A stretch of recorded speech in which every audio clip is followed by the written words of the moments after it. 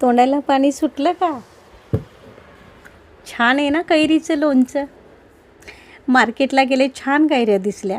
कैऱ्या पटकन घेतल्या आणि 3-4 पाण्यात स्वच्छ धुवून घेतल्या. छान बारीक बारीक पीस केले त्याचे आणि मग त्यात हळद मीठ घालून रात्रभर मिक्स करून ते व्यवस्थित झाकून ठेवलं. आणि सकाळी मग ते जे पाणी तयार होतं ना, त्याचं ते पाणी वेगळं केलं. कैरीच्या फोडी बाजूला केल्या आणि एका प्लेटमध्ये छान पसरून ठेवल्या हवेशीर दिवसभर. त्यातलं सगळं पाणी कोरडं झालं आणि मग मी तेल तापून मसाला तयार करून घेतला. कारण यावर्षी खूप म्हणजे प्रचंड उन्हाळा आहे. लोकांना खूप त्रास होतो आहे. चक्कर येणं, लूज मोशन, वॉमिटिंग हे सगळं सुरू आहे.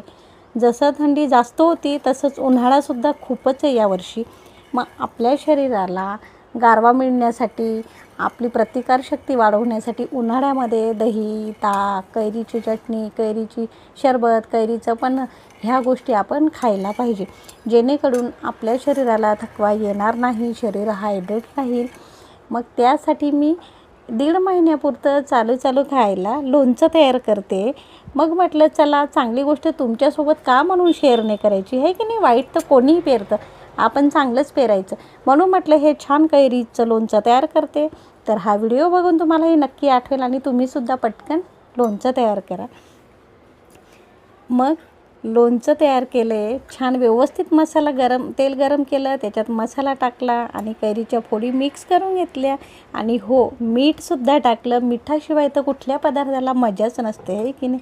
म्हणून मग मीठ टाकून असं छान लोणचं तयार करून घेतलेलं आहे.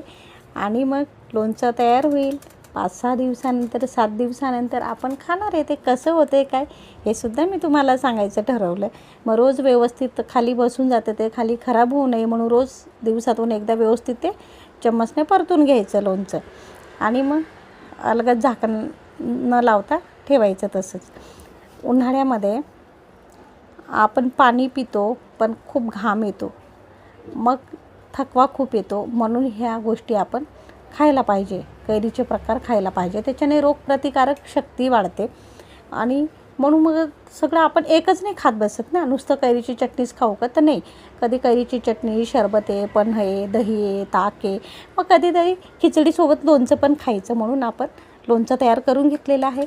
आता आज खिचडी केली आणि नागलीचे पापड रोस्ट केले, कांदा कापून घेतला आणि थोडंसं मजेदार तयार केलेलं लोणचं घेतलं आणि अप्रतिम टेस्ट आलेली आहे. खूप उत्तम, खूपच छान. म्हणून तुम्हाला मी व्हिडिओ शेअर केला. कसा वाटा लाईक शेअर करा. आपण भेटूच, तोपर्यंत टेक केअर. Bye bye.